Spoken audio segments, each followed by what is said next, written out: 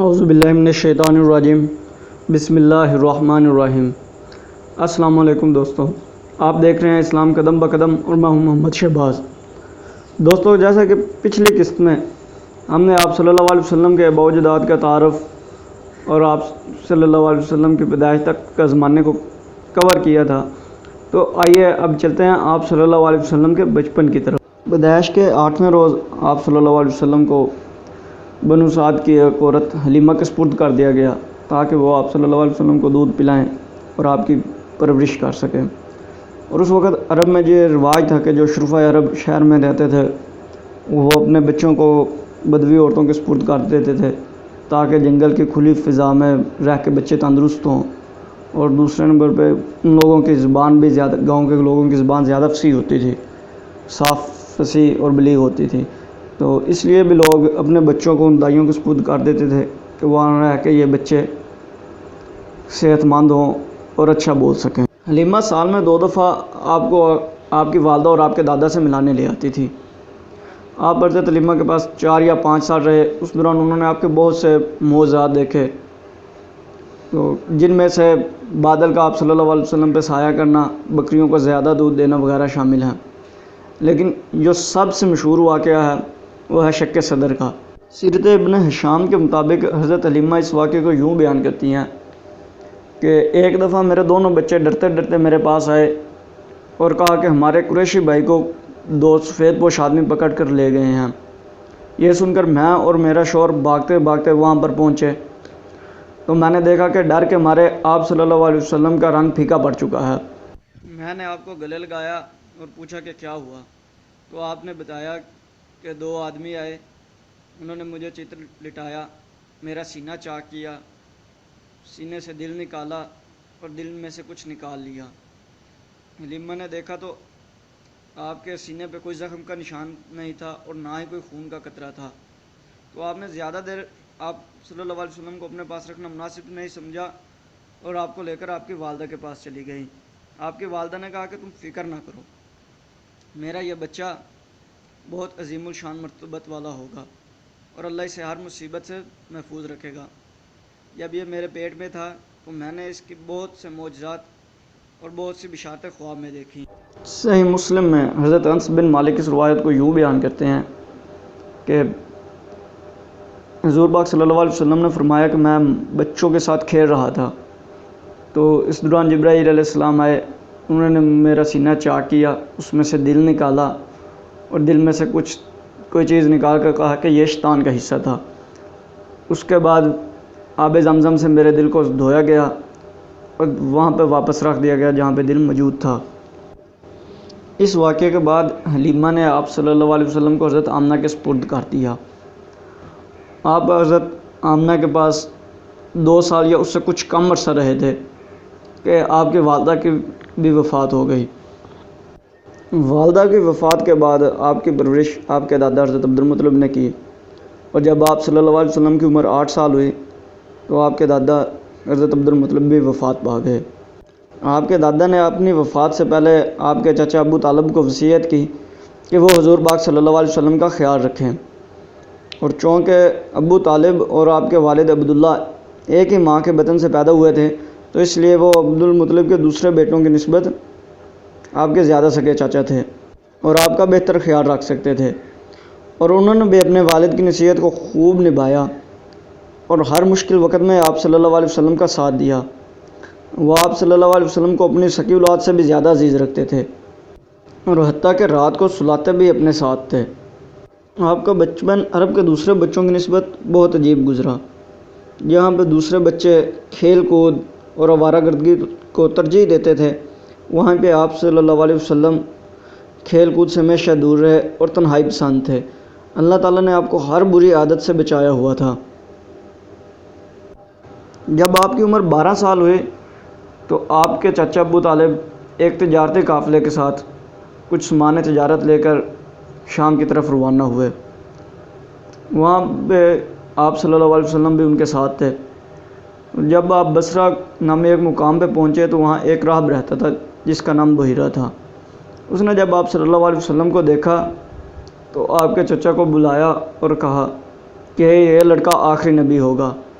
کیونکہ توریت اور انجیل میں آخری نبی کی جو بھی نشانیاں بتائی گئی ہیں وہ سب اس لڑکے میں موجود ہیں، لہذا بہتر ہے کہ آپ اسے لے کر یہودیوں کے ملک میں نہ جائیں، ہو سکتا ہے کہ وہ اس کو کوئی نقصان پہنچائے۔ یہ بات سن کر آپ کے چچا نے اپنا مال تجارت جلدی وہیں پر فروخت کیا اور آپ کو لے کر واپس آ گئے، لیکن اس کے باوجود بھی ابو طالب کو اچھا خاصا منافع ہوا۔ جب آپ صلی اللہ علیہ وسلم جوان ہوئے تو آپ صلی اللہ علیہ وسلم نے اپنے لیے تجارت کو بطور پیشہ منتخب کیا، اور آپ کے چاچا نے بھی آپ کے لیے اس پیشے کو پسند کیا، اس لیے آپ صلی اللہ علیہ وسلم تجارتی قافلوں کے ساتھ بہت سے سفر کیے اور ہر دفعہ منافع ہی حاصل کیا۔ اس کے علاوہ جن لوگوں نے آپ کے ساتھ تجارتی معاملات کیے تھے انہوں نے ہمیشہ آپ کو صادق، امین، امانتدار، دیانتدار ہی پایا، اور آپ ہر معاملے کو بہت واضح اور کلیئر اور صاف رکھتے تھے اور ہمیشہ سچ گوئی سے کام لیتے تھے۔ آپ کی شہرت سن کر حضرت ختیجہ رضی اللہ عنہ نے بھی آپ صلی اللہ علیہ وسلم سے اس خواہش کا اظہار کیا کہ آپ ان کا مال لے کر شام کی طرف جائیں۔ آپ نے اپنے چاچا سے مشورے کے بعد اس کو پسند کر لیا اور یہ پیشکش قبول کی، لہذا حضرت ختیجہ کے ایک غلام اور ایک رشتہ دار کے ساتھ آپ صلی اللہ علیہ وسلم اس سفر کے لیے نکلے۔ اس سفر کے بعد آپ نے بہت سا منافع حاصل کیا، جس کے نتیجے میں آپ کے حضرت ختیجہ کے جو غلام تھے انہوں نے اور ان کے رشتہ دار نے آپ صلی اللہ علیہ وسلم کی بہت تعریف کی، جس سے متاثر ہو کر حضرت ختیجہ نے آپ کی طرف نکاح کا پیغام بھیجا۔ آپ صلی اللہ علیہ وسلم کے چاچا نے یہ رشتہ آپ کے لیے قبول کر لیا۔ ویسے تو حضرت ختیجہ مکہ کی بہت مالدار اور نیک عورت تھی، اس لیے عرب کے تمام امراء آپ سے شادی کرنے کے لیے تیار تھے، لیکن یہ حضور پاک صلی اللہ علیہ وسلم کے اخلاق اور عادات ہی تھی کہ جس کی بنا پر حضرت ختیجہ نے تمام امراء پر آپ صلی اللہ علیہ وسلم کو ترجیح دی اور آپ سے نکاح فرمایا۔ اس وقت آپ صلی اللہ علیہ وسلم کی عمر 25 سال تھی، جبکہ حضرت ختیجہ کی عمر 40 سال تھی، اور حضرت ختیجہ ایک بیوہ تھی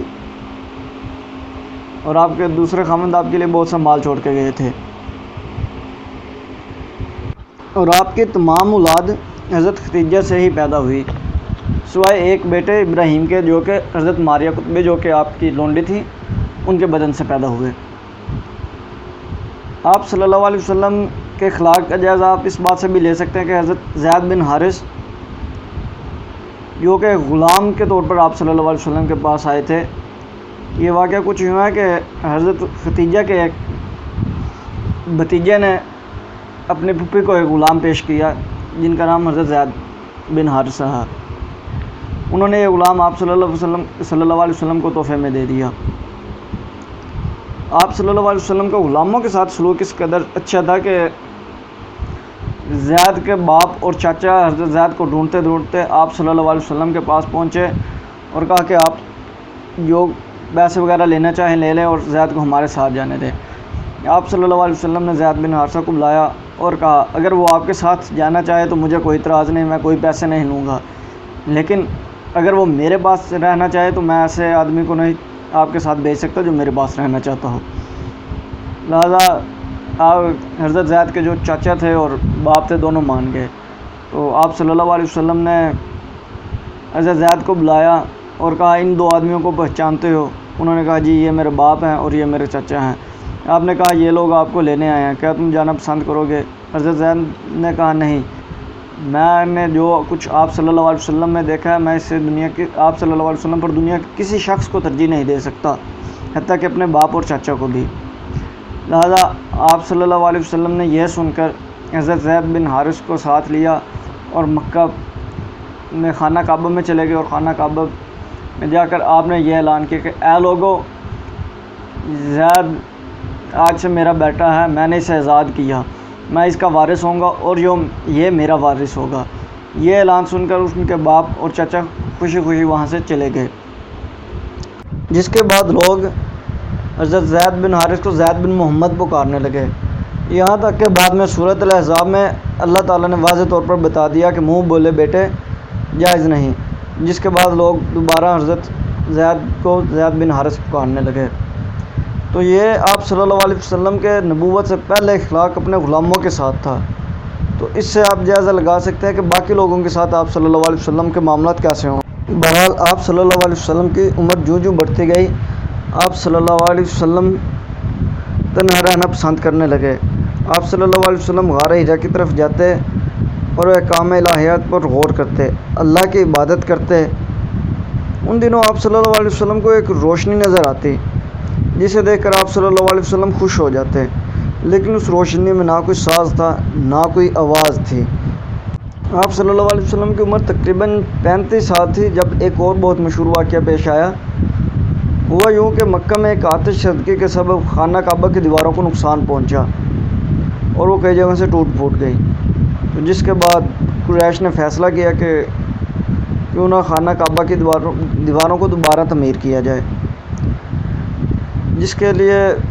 پہلے تو عرب ڈرتے رہے کہ کہیں دیواریں گرائیں گے تو نقصان نہ ہو، لیکن پھر ولید بن مغیرہ نے ان دیواروں کو گرایا اور دوسرے لوگ بھی آہستہ آہستہ شامل ہوتے گئے، اور جب دیواریں گر گئیں اور اس مقام پہ پہنچی کہ جس مقام پہ حضرت ابراہیم علیہ السلام نے بنیاد رکھی تھی خانہ کعبہ کی، تو وہاں سے دیواریں دوبارہ اونچا کرنی شروع کر دی۔ جھگڑا اس وقت ہوا جب حجر اسود کو خانہ کعبہ میں نصب کرنا تھا۔ ہر قبیلے کا سردار یہی چاہتا تھا کہ یہ سعادت میں حاصل کروں اور حجر اسود کو اپنی جگہ پر نصب کروں۔ یہ جھگڑا آہستہ آہستہ طول پکڑنے لگا اور بہت سے قبائل مرنے مارنے کی قسموں پر بھی تیار ہو گئے کہ وہ اپنے سوا یہ کام کسی کو نہیں کرنے دیں گے، اور تقریباً 5 دن تک خانہ کعبہ کی تعمیر کا کام بھی رکا رہا۔ پھر اہل مکہ نے یہ فیصلہ کیا کہ کل جو شخص سب سے پہلے خانہ کعبہ میں داخل ہوگا وہی اس کے بارے میں فیصلہ کرے گا کہ یہ پتھر کون لگائے گا۔ لہذا سب لوگوں نے اس فیصلے کو قبول کر لیا، اور قدرت خدا کی دیکھیے کہ اس دن سب سے پہلے حضرت محمد صلی اللہ علیہ وسلم خانہ کعبہ میں داخل ہوئے۔ تو آپ صلی اللہ علیہ وسلم کو دیکھ کر لوگوں نے نعرے لگانے شروع کر دیے کہ الامین آ گئے، الصادق آ گئے، الامین آ گئے، الصادق آ گئے، ہمیں ان کا ہر فیصلہ قبول ہوگا۔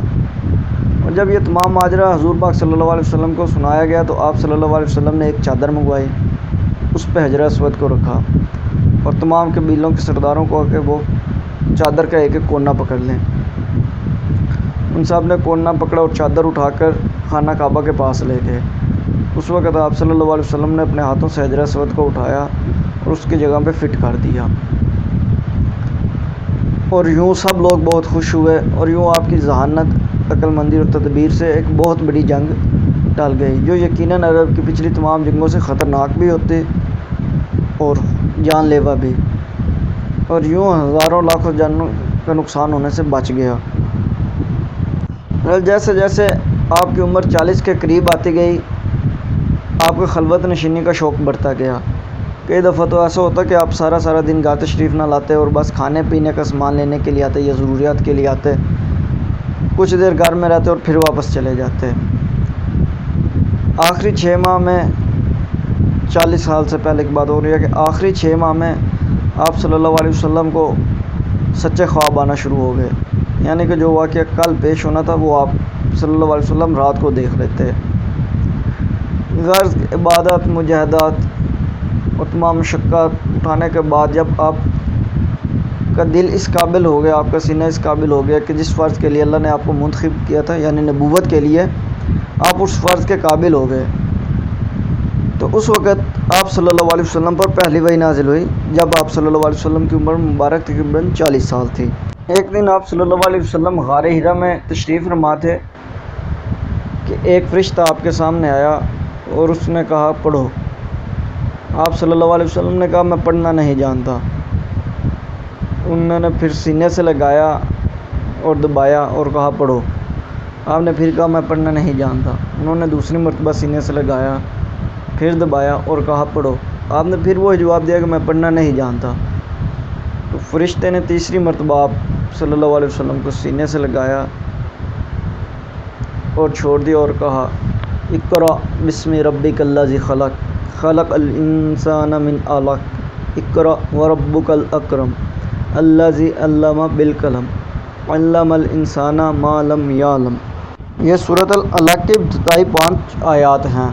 اور یہ وہ پہلی وحی ہے جو آپ صلی اللہ علیہ وسلم پر نازل ہوئی، جس کا ترجمہ کچھ یوں ہے: پڑھ اپنے رب کے نام سے جس نے ہر شے کو پیدا کیا اور انسان کو جمے ہوئے خون سے پیدا کیا۔ پڑھ اور تیرا رب بڑا بزرگ ہے جس نے قلم سے علم سکھایا، انسان کو وہ سکھایا جو وہ نہیں جانتا تھا۔ یہ کہہ کر وہ فرشتہ غائب ہو گیا اور آپ صلی اللہ علیہ وسلم بہت گھبرا گئے۔ پہلی وحی کے بعد حضور پاک صلی اللہ علیہ وسلم کی حالت کیا تھی اور آپ کی بیوی نے آپ کا ساتھ کس طرح دیا؟ دوسری وحی کب نازل ہوئی اور کس نے یہ پیشین گوئی کی کہ آپ کی قوم آپ کو مکہ سے نکال دے گی؟ یہ اور ایسے بہت سے واقعات جاننے کے لیے سبسکرائب کیجئے، ہمارے پیج کو لائک کیجئے، شیئر کیجئے اور بیل آئیکن کا بٹن دبا دیجئے تاکہ ہم جڑے رہیں آپ کے ساتھ اور آپ جڑے رہیں اپنی تاریخ کے ساتھ۔ چینل کو رن کرنے کے لیے آپ دوستوں کا ساتھ بہت ضروری ہے۔ بہت سے لوگ ویڈیو تو دیکھ لیتے ہیں لیکن چینل سبسکرائب نہیں کرتے، تو ایسے سب دوستوں کی درخواست ہے کہ چینل کو سبسکرائب بھی کیا کریں۔ آپ کے سبسکرائبز کی ہمیں ضرورت ہے اور اس سے ہمارا حوصلہ بڑھتا ہے۔ اگلی قسط تک کے لیے اجازت دیجیے۔ اللہ حافظ۔